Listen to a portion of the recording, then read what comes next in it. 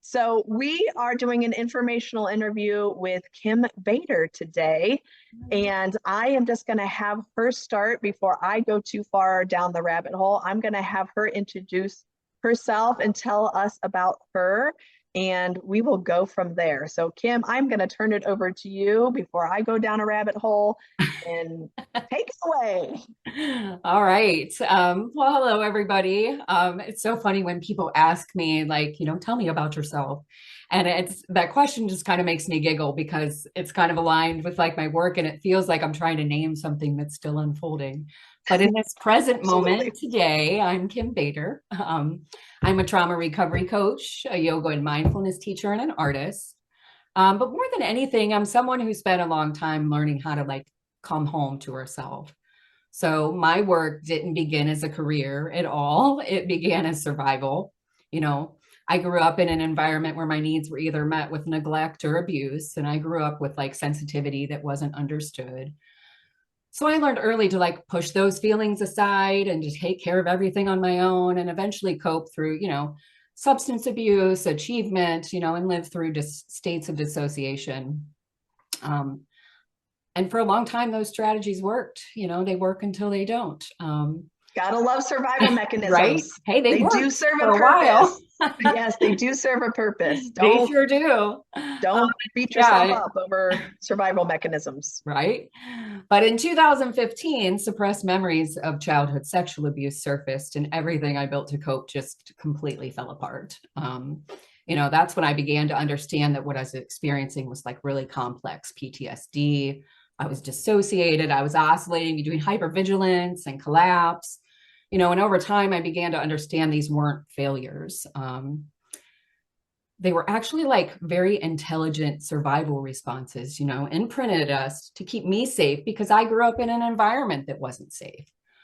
So that understanding is really like when my healing became about something completely different. It became about learning how to be in my body, how to work with my nervous system instead of against it and not pushing through anymore, and how to create boundaries around that and how to just connect with myself without collapsing into shame or, overworking to prove my worth. And I'm not going to say that process isn't still ongoing. I'm still learning, I still have moments of activation and then days of collapse, but I don't see myself as broken when that happens. I see myself as someone learning to live with more awareness, more choice, and building my life through connection instead of like constantly living in service of survival.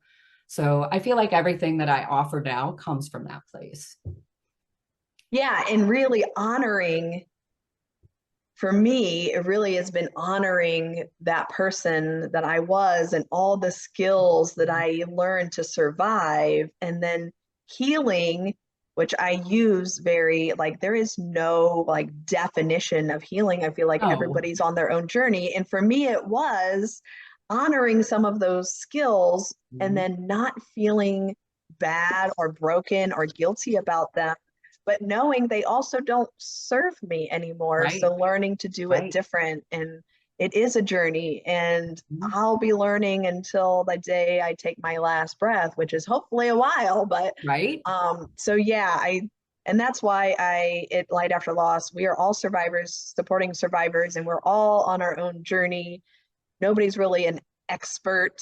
No matter what certifications you have or letters you have or whatever, we're all just, walking with everyone else.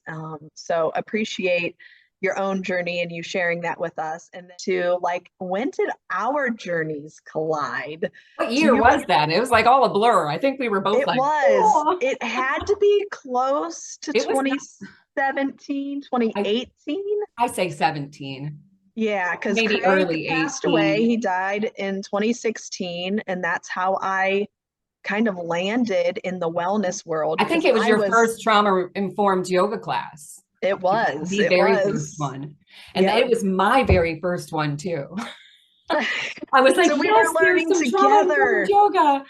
yoga. Yes, because I had, landed on a yoga mat and I was on my own journey and then realized that some of the yoga that I did for exercise, I was definitely a power yoga, see how much I can sweat kind of yoga person, and which I still love, but that really just activated me. And so it really wasn't helping anymore. And so I really went down this whole journey thanks to Dr. Jamie Marich, on trauma informed and trauma focused, not even just informed, but really Mm-hmm. yoga for trauma. And then you walk in through my door. Completely traumatized. I Well, think I cried the whole time I was there. but you went on to do more yoga, and Right. now you are a yoga instructor. Mhm. So knowing that, again, it was really just creating a safe space, whether we Which were took a doing few yoga years. or not. And I hate to always say safe space because I'm Safe always like, enough. I yes, like the word don't safe. tell me It's how to safe enough. feel. Yep, it's safe Don't enough. tell me it's safe. But yeah, trying to create this space for you to be okay, to be on a mat and cry, and who freaking cares? Like, that's why you're here. Mhm. And so I am so glad that, to be a part of that journey for you to go Yeah. on and do amazing things makes me happy too. So, and so now our worlds, you know, overlap Mhm. because we got a grant through Arts in Stark. ArtsinStark. Mhm. Yep. And then It the was the grant Art and was, Well-being Grant. I think was yes, the topic for it. Art and well-being. yes, I think they have the Arts Impact. And you're the one that really think came to me that Well, I said, think it was divine intervention because no, hold on. This is actually a really fun story. So I went to a book study. I don't even remember the author's name, but it was like an ArtsinStark event, at the auditorium, in the Museum of Art, and some guy who wrote a book about creativity and loneliness. I was like, gosh, that really resonated with me when I saw that was happening. And so I went to that. And you know how they do the Q&As at the end? An artist from our town stood up, and said, I have all these art things to offer. How do I get money to do stuff like this in our city? And she mentioned the ArtsImpact Grant. And I was like, gee, I want to do that. I'm like, gosh, my whole art of you program could do that. Like, this is an art and well-being thing. Like, it totally qualifies. And I'm not kidding you, Shannon. You messaged me the next day and you were like, when do you want to teach mindfulness here? And I was like, do you have that no, spidey sense sometimes where right? I will send a message and they're like, oh my gosh, like, how did you know? I was like, I don't know. Didn't. That's the thing. So I don't think either one of us are driving this bus, is what Yeah, I'm for saying. sure. Like it wasn't me and it wasn't you. I think there's an energy bigger than both of us that is like, okay, let's make this happen. Yep. 'Cause it's time. Yeah. I And think it that was this is coming so up, needed. right? Like, we had to hit the ground running. Yeah. And it And all just so went seamless. I mean, you already it had a lot did. of your grant writing language and, I already Yes. had my outlining done. So we really just had to merge that stuff Merge the two. Yeah. And and, then we say got the less. grant, which was like, Really fun. so let's talk about like the why. Why Okay. trauma informed expressive arts? And Okay. then how does that link to the art of you? Okay. So first of all, the why of trauma informed expressive art, it's because healing doesn't happen through just understanding. And I'm going to again keep speaking from my own experience because I can't speak for other people, but for me for a long time I understood my story. I could talk about it, I could explain it, but my body was still holding everything that I wasn't able to feel or process or move through. And that's because trauma lives below the words. And expressive arts and movement for me, it gives us a way to speak that language because we're not taught that language.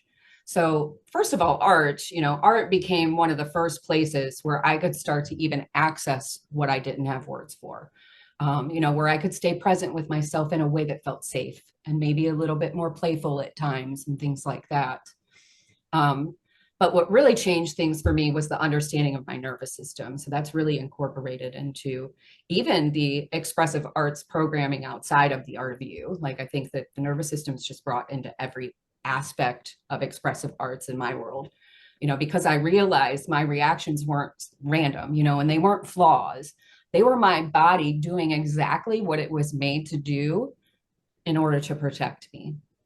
And, we aren't taught to listen to that. So, like in this work, I'm not inviting people to express, I'm guiding them to listen, you know, to begin noticing, what's happening inside of me right now? Where do I feel this in my body? What is my system trying to do? Because those survival responses, whether they're anxiety, shutdown, the urge to run or to disappear and hide away, those are intelligent. And a lot of us never get a chance to honor those responses or to even use that energy to guide us in a healthy way. So, in really small, safe, titrated ways, we begin to let the body finish what it starts. We move that survival energy through us instead of holding it, and actually build a relationship. And in doing so, we build more capacity to use that vital energy in a healthy way. Survival energy, it's our vitality, So when we can integrate that survival energy, our fight energy can transform into boundaries and, grounded advocacy, or that flight energy that we want to run away. That energy becomes our vitality and our ability to like move forward and create change. When we fawn people or say yes against our body's no, that can become like genuine empathy and generosity for other people, without abandoning ourselves. There's a big abandonment, in that fawn response. But then the freeze, that can transform into like restorative rest and stillness instead of like, this numb withdrawal where we just like go home and collapse. We can actually rest in stillness. So with practice, survival can soften, into presence, and our identity can just like loosen into relationship. And we don't have to think that this is who we are anymore. And this is kind of where I want to maybe gently challenge something that gets said a lot. And I know you're going to be like, I feel called out, because I can hear you saying this. You say it all the time, that you have to feel it to heal it. Yep. While that statement is so true, I'm going to kudos you because it is true. And that's not my statement. No, I know. I can just hear you saying it. You know what I mean? Yeah, absolutely. Because silence has never solved anything. And running, it doesn't. You can run, but you can't hide from this stuff. Right. And so while that statement is so completely true, there's also so much more to it. So, and depending where we are in our journey, that statement can do more harm rather than support us. In my own experience. So what would you say instead? So, well, hold on. So in my own experience here, when I couldn't feel, I kind of want to give a little background, if I can give a little more background, because I think this will answer your question. So for a long time, I couldn't feel. So like memories came up and I was like trapped in this freeze state, and my body would not let me feel anything because my system was completely overwhelmed. So, that statement, you got to feel it to heal it, just kind of reinforced that something was wrong with me. And it further reinforced that freeze state and kept me collapsed because I was trying to feel, but I couldn't, So we don't just feel to heal. Like, we have to create some sense of safety first. It wasn't safe in my internal world or my external world. So, we can learn to build understanding as we begin to relate with our nervous system. We can begin to recognize that, these states create this narrative and this story. So this work isn't really about forcing feeling. I guess that's a good way to say it. It's about creating the conditions where feelings can emerge organically, where the body begins to trust that it doesn't have to protect, in the same way anymore. So it's kind of relearning how to be in relationship with our whole self, not controlling ourselves, because that can further exasperate a survival response, but actually listening in and building more trust and choice rather than, survival responses is just dragging us through life, because that's what they'll do if we don't know how to channel that energy in a healthy way. So did that answer your question? It does. It absolutely does. And it reminds me of clinically, because I always have I am a survivor and I have all, trauma and all this stuff, but I'm also a clinician. I'm always walking this line, both feet in both worlds. So for me, it says resourcing.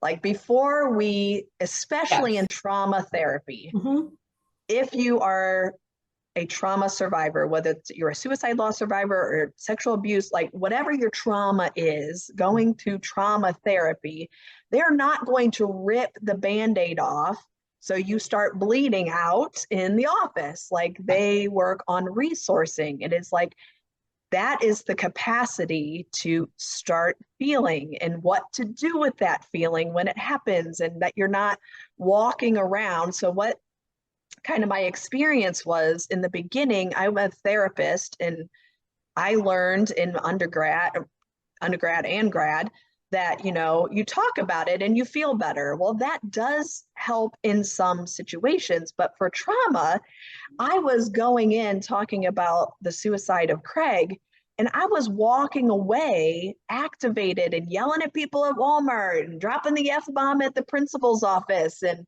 I was walking away just a mess because I was walking away activated versus being able to have the resources to, okay, I'm in fight response. Number one, it was helpful to know what that was. And this is what I need to do to re-regulate. And that's where you have to resource first before you start ripping the Band-Aids off and just bleeding all over everybody. So that's what it reminds me of in like trauma therapy world. We are resourcing. And so in the expressive arts and the trauma-informed art world, you're also doing the Our same review is thing. layered. Like that's what I was going to say. Yeah, this whole program is resourcing you. So it's layered, just like we are, you know. So it weaves together this nervous system education and exploration, trauma-informed mindfulness and movement, and this layered expressive arts project. So we're not just creating, we're understanding what's happening inside of us while we create. So for me, healing wasn't just about expression, and it was more about understanding why I felt the way that I felt and learning how to stay with myself when I was feeling something. So in this program, we learn how our nervous system works, not only in a textbook way, but in a felt way. We do learn some textbook stuff because I think it's important to understand how the brain, mind, and body, metabolize stress and what happens in the communication between those systems in our body. But we are going to mostly have a felt sense experience, this experiential work. So we'll begin to recognize our patterns here, and when we move into anxiety or urgency, or when we shut down and go numb. And when you feel even small sense of safety and connection, and this is what you're talking about with resourcing, like to me, this is actually part of the education. Like I give multiple different ways of resourcing that we don't even practice. So there's going to be even more resourcing than the things that we're going to practice. So, and then instead of trying to fix ourselves and fix these states, we're learning how to stay. Basically, we're going to stay and we're going to create from that space, and we're going to move in that space, and we're going to listen what's trying to be communicated in that space. And over time, our system learns that discomfort is not a threat. This takes practice. So we also journal, journaling's woven in because each of our state tells a story. So as we begin to see that, we'll realize this isn't who I am, this is just a state I'm in, and when you can really, truly do that, like something starts to open inside. And I also want to talk about this clearly, like this is a really big, important thing. This program introduces practices. It is not some quick fix thing you're going to just come to and walk away, and you're just going to be healed. So healing. Don't we all want something that is like, wouldn't that be amazing? You're fixed, you're healed, here you go. This program is not that. Because there doesn't exist a program. Okay, good. Yeah, this is definitely not what that. somebody is trying to sell you. Right. There is no quick fix to this stuff. Right. That's why most people don't do it. Right. So healing, this healing doesn't happen all at once. It happens from showing up again and again, practicing and learning how to stay, failing and falling on your face and getting back up, and learning how to come back when we leave ourselves. So that's what the work is. And what you put into it is what you get out of it, So Absolutely. The more you build up capacity to stay present and be curious, to meet yourself without judgment, the more you will feel these shifts, and maybe they'll be small at first, but deeper ones do come over time.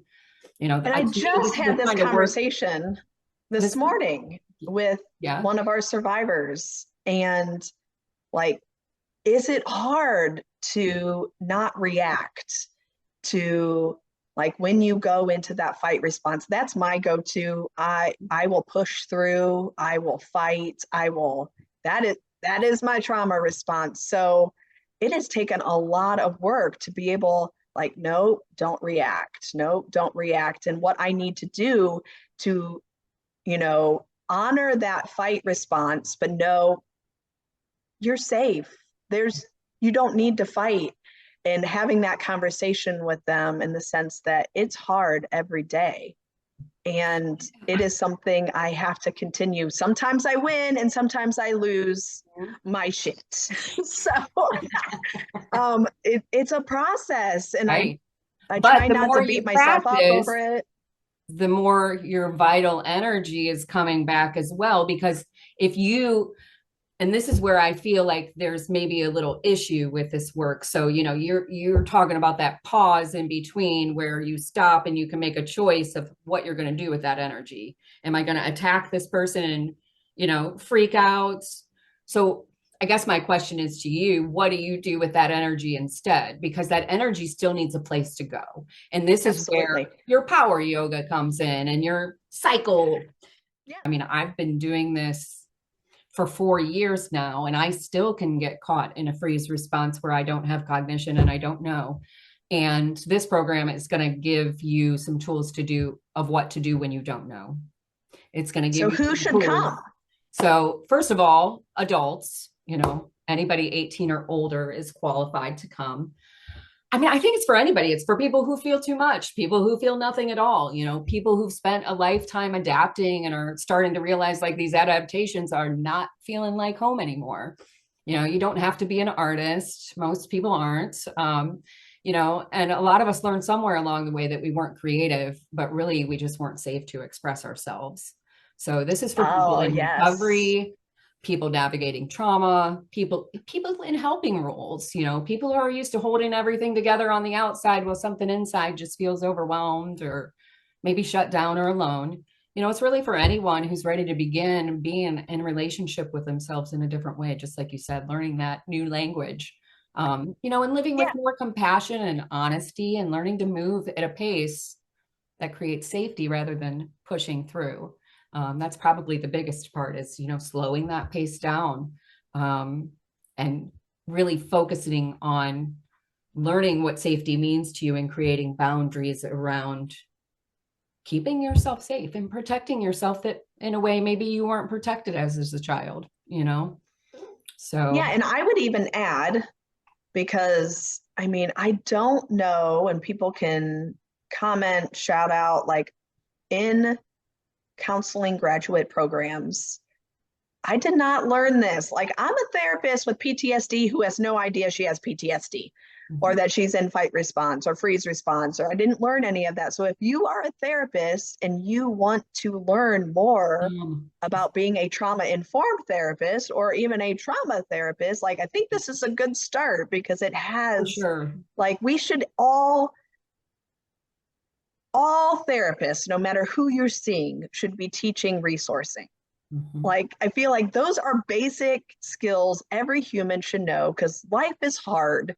And if anybody, and I don't think any of us escape life without some sort of, Nope. event in our lives that's life changing. And so I wish instead of a parallelogram, I wish I would have learned some Right. resourcing because that would have done me so much more help than whatever a parallelogram is. Like, some of those things. So even if you're a therapist, a helper, a peer support specialist, whatever, feel like we have 10 spots.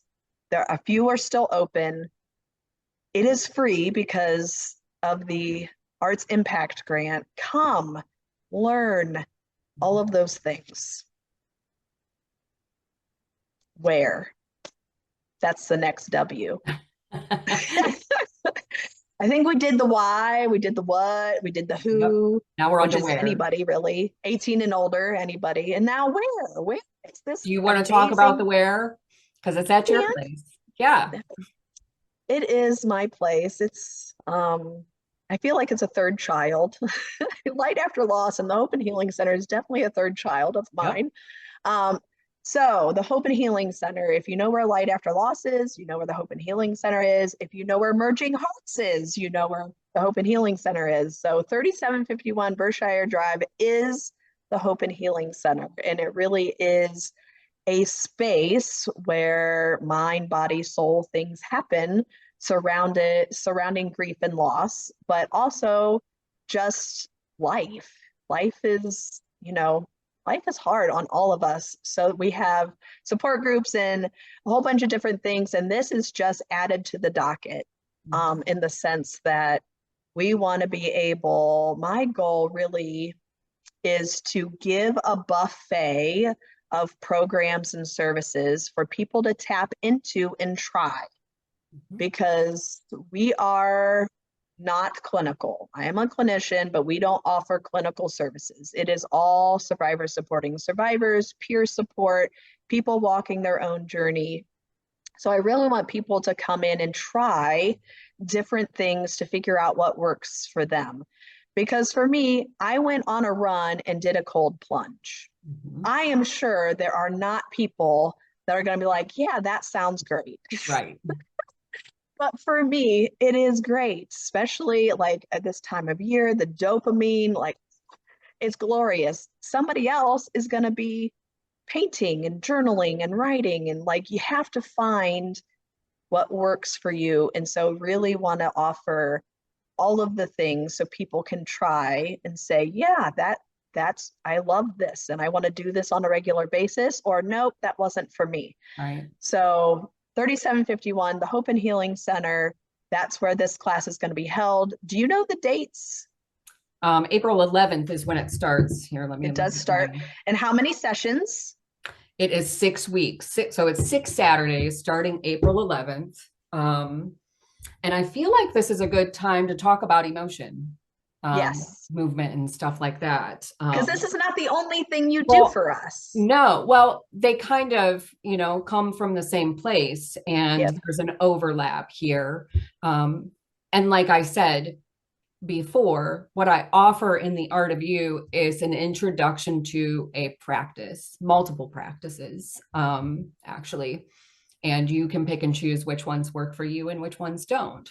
Um, the emotion classes give us a place to come practice that in community, like instead of just doing our practices at home, which I should offer here also, that when you take the Art of You, you get 2 recorded movement sequences, one for safety, one for mindfulness. And you also get 7 recorded meditations so you can continue your practice at home. With a workbook, So, like you get the entire and you get the workbook. So this workbook, is something that correct. you can, once you take do Mhm. the 6 classes, if this works for you, you really can continue it, Yep. which is awesome. And you can come back once a month and do some practices together in support of community, bring any questions that you have. And, I'm available too if somebody's having issues, and I'm sure Shannon is as well. Absolutely. If throughout the program you need some additional support, like we're here to support that. So yeah, like, if you can't make the full 6-week program, maybe there's a different entry point that you can come in with the once a month spaces to try it. Both spaces are kind of rooted with the same intention though, creating this place where the nervous system can exhale a little, where you don't have to perform, where you can just show Yep. up and accept yourself and be right where you are. So Yeah, so our emotion classes, we have Emotion Expressive Arts. That's the second Wednesday of every month at 6:30 currently. And then we have our emotion movement. And that name came from the kind of the hashtags I always used to say, like emotions need motion and move through. Like though I truly believe in those things because those things have helped me. And amen. I know they have helped people like you and some of our other survivors, where it's not just sitting on a couch talking about what our traumatic experience was, but it is really reconnecting the mind, body, and the soul through Mhm. some of these practices. So we offer that. It is free. Donations encouraged, but like never a deterrent. And so 6:30, second Wednesday, fourth Wednesday, come and do expressive arts, come and do movement. And it really is the same intention where we're just learning resourcing and we're just learning to kind of reconnect. Mhm. Um, it's hard to get people in those classes though, Kim, isn't it? It sure is. I mean, Why do you yeah, think that is? I wish I really knew like a global answer. I mean, I can make some Yeah, things up. I mean, for one, it takes courage to show up in that space. it does. Like, you just got to show up scared, and maybe fear does stop people. I know, like, I was scared to show up at my first yoga class. And then I was like, literally traumatized, terrified to get back on a yoga mat. I mean, you saw that part of me. I Like did. when I had memories come up, I don't think I said this before, it happened on a yoga mat. And it made me read The Body Keeps the Score. And I just got kind of geeky with courage is what it takes. I think that And I feel like that's for fear of anything. maybe Anyone it's walking in everything our because it's the building, unknown. You know what I mean? it And is. it's maybe it's that protection, like that safety and resourcing isn't there. And can we resource in different ways to get people resources enough to show up at these kind of events? Like maybe that's the question we explore, as we're doing this peer support with different peoples. And maybe when the people do show up, ask them what got them there. Yeah, I mean, we really absolutely. start doing a little bit more deeper research than just randomly asking this question, because honestly, I think it's been the same question in yoga studios. And I think Yep. we're evolving, though. I mean, I think it's becoming more normalized to do yoga. And I think it's becoming more normalized to do therapeutic yoga. And it's being more recognized as a tool for trauma recovery rather than just an exercise. Um, and maybe it's more common because that's the world I exist in. So, how that's all that comes up on my social media and stuff. For But sure. if Yeah, I was to go like, to say my sister who doesn't do these practices, she'd be like, I'm not going to that class. You know what I mean? for I'm sure. not going to go do that. So, Yeah, and I think yeah, I don't, as a society, and yeah. this is not my first time saying this, we are definitely grief phobic. Mhm, Like, you're sad, here's a tissue. No thanks. mhm. So, and then feelings phobic, that we don't know what to do with feelings. And so I think you're absolutely right. And I never thought about it that way. We have never, or almost never, have felt safe to feel. And Yeah. that's how I grew up. Like, you Well, weren't and allowed to feel, you weren't allowed to have an we have to, opinion, I think like we need to go nothing. back to culture too. Like, Yes. okay, so this whole country was founded on survival. Okay. And we're doing a little bit better every generation, I think. And my parents didn't have the resources that I have today. My children have more resources than I could ever imagine because they're this first, generation of having the internet and all this information and things like that, which is probably changing the human brain. Um, That's but a I'll whole separate digress on podcast. that. I like to look at what you're saying as the evolution of our human species. So we're in this evolution of our emotional intelligence, which gives us more use of the higher functioning parts of our brain, which helps us understand things a little bit differently. And we have more capacity to feel because our feelings aren't necessarily going to keep controlling and driving the boat. As we do this work, we can learn how to feel, get the wisdom from what we're feeling, because there's intelligence and wisdom in it. Like energy can't lie. I mean, it can make up a story, but like, when you almost hit a car, you're almost in a car accident. This is my best way to like explain it. What happens? You go, like every muscle in your body tenses, like you can't breathe, you got to catch your breath, your pupils dilate, You're bracing for your heart's impact. like pounding on. Your brain doesn't think, oh, this is pretty scary, I'm gonna make her catch her breath right now. It doesn't work like that. It's in the body Nope. first. So it's the same with our feelings or when we feel rejection. rejection sensitivity, I think, is huge just because of the shame culture that we live in. Let's say we don't even try because we're already failing. We already believe we're going to fail. Like, I could never do that. I can't do that art stuff. And, I can't go move my body like that. Yoga's for everybody. I'll give you a chair, sitting in a chair doing breath work, or just inhaling and raising your arms up and exhaling, lowering them down, gives you the chance to tune in. That's yoga, Yep. but people have this The picture. union. Yeah. Union. People have this picture in their mind of, this skinny model, like in this really bendy pose. And that's not, I mean, I guess that is yoga. I'm not going to not say that's not yoga too, but we can do yoga in a way that meets people where they are. And I don't think people know that. And Yeah, maybe sure. that's going to be part of the next evolution of the human species. Absolutely. But I do believe, like, instead of looking back at like the past, we can just say we're evolving, because we are, as a human race, I think we are. So well, yeah, and I would even say the fact that I started Light After Loss, and I have a grief and traumatic loss center that has 10 plus groups a month that are really successful, says we are evolving. Because that would probably never happen 20, 30 years ago. Like, nobody is showing up for that stuff. Right. So, but it kind of comes full circle too, because when you said emotional intelligence, because I was a teacher before I was a counselor.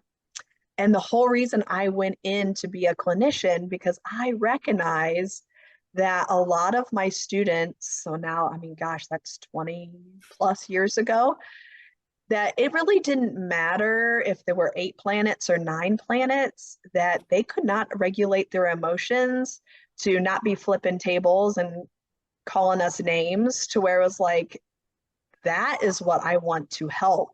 I don't care if there are 9 planets or 8 planets, or how to, algebra, parallelograms. Right. Great, love it. But if you can't regulate your emotions, then none of that stuff is going to matter. None of it matters. And literally, that's why I went into to be a clinician, and then had my own journey, and here we are. So I guess final note, the registration for the Art of You is still open. We only have 10 spots. And I want to say half of those at least are full. So make sure you register. I will make sure to put the link in the comments and on social media. Is there any final thoughts? Anything that we've missed that you make sure that we say? I just want to say, like, to anybody who's listening here, that, if you're feeling even just a little curious, I'm going to invite you to follow that. You don't need to be ready. You don't need to have it all figured out. We can, for a long time, I thought I had to understand everything before I could begin, and what I learned is you begin, and then the understanding comes over time. So I just wanted to say that, and also that I feel grateful to offer this, and gratitude to ArtsinStark for supporting this, Yes. And just letting people know that there's nothing wrong with them, maybe signing You're out. not broken. You're not broken. Broken. There's just parts of you that had to learn how to survive, and this is one way to begin a journey to having more agency, choice, and freedom. Yeah, and being grateful for those parts. I don't think either of us would be here if we didn't have those parts of us that got us through those moments. And so for me, I really, as I am farther out in the journey, and I have lots of resourcing, I have been able to follow the flow. Like, if I am in a kind of a collapsed, and like I just go into my cave. And I know that, and I honor that, and that I do, like, get my rest. And, if I'm in my fight response, I'm running and doing those things, like learning how to coexist with these things that make us human. Yes. Sorry to cut you off, exactly. But like, to me, this is like we're reclaiming our humanity in a world that just like took it from us. Yes. Like, taking it back, man. We are taking it back. And when we do that, we have more access to our higher consciousness. So yes, it's a win-win for everybody. It's a good thing. And like, that's what healing means to me, is the fact that I I do have access to the knowledge and the awareness. And it doesn't mean it's not there or that it's quote unquote fixed. Mhm. It is just something I've learned to assimilate into my life. And so grateful that you are Yeah. joining me today, but also running our emotion programs and the art of you. I will make sure to put this out on social media Okay. with all of the links. I will also gonna tag ArtsinStark to thank them for such an amazing opportunity. So I hope our 10 people take advantage of it because if you were doing this somewhere else, it would cost somebody money. Mhm. And the fact that we're able to bring it to everyone for free is amazing. So Okay. I hope you have a great Monday and an even better week. Thank you You for too. joining us today. Yes, you're welcome.